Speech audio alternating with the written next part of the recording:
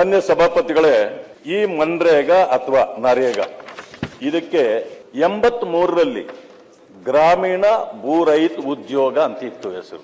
85ಕ್ಕೆ ಬದಲಾಯಿತು, ಗ್ರಾಮೀಣ ಉದ್ಯೋಗ ಖಾತ್ರಿ ಅಂತ ಆಯ್ತು.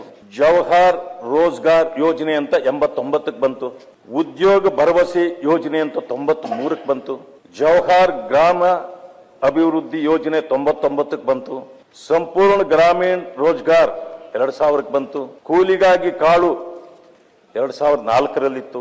ಉದ್ಯೋಗ ಖಾತ್ರಿ 2006ಕ್ಕೆ ಬಂತು. ಇದು MG ನರೇಗಾ ಮನ್ರೇಗಾ 2009ಕ್ಕೆ ಬಂತು.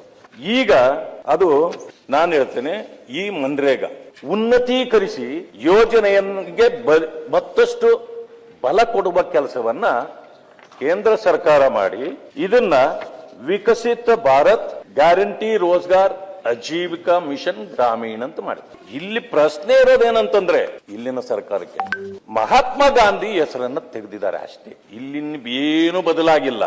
ಏನಾದ್ರೂ ಬದಲಾಗಿದ್ರೆ 100 ದಿನದ ಬದಲಾಗಿ 125 ದಿನಗಳಾಗಿದೆ. ಒಂದು ವಾರದಲ್ಲಿ ಹಣ ಕೊಡಬೇಕು ಆ ಕಾರ್ಯ ಮಾಡಿದವನಿಗೆ, ಕೆಲಸಗಾರನಿಗೆ ಅಥವಾ ಕೂಲಿ ಕೊಡಬೇಕು.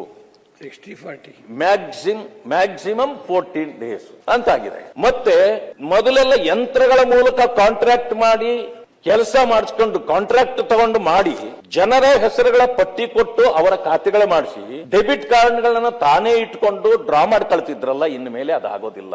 ಬಯೋಮೆಟ್ರಿಕ್ ಅಲ್ಲಿ ಆತನೇ ಮಾಡಬೇಕು, ಆತನೇ ಹೋಗಿ ಹಣ ತಗೋಬೇಕು. ಮೊದ್ಲಾರಿ ಯಾರು ಹೋಗ್ತಿರ್ಲಿಲ್ಲ, ಪಟ್ಟಿ ಮಾತ್ರ ಇವರೇ ಮಾಡಿ ತೋರಿಸಿ ತಗೋಬಿಡ್ತಿದ್ರು. ಇನ್ನು ಅದು ಮುಂದೆ ನಡೆಯೋದಿಲ್ಲ. ಬದಲಾವಣೆ ಇಲ್ಲಿ ಅದು ಮೊದಲನೇ ಬದಲಾವಣೆ. 100 ದಿನಗಳ ಬದಲು 125 ದಿನಗಳು ಎಷ್ಟು ಕೆಲಸ ಕೊಟ್ಟಿದ್ದೀವಿ. ಅದರಿಂದಾಗಿ ಇದನ್ನು ತೆಗೆದಿಲ್ಲ.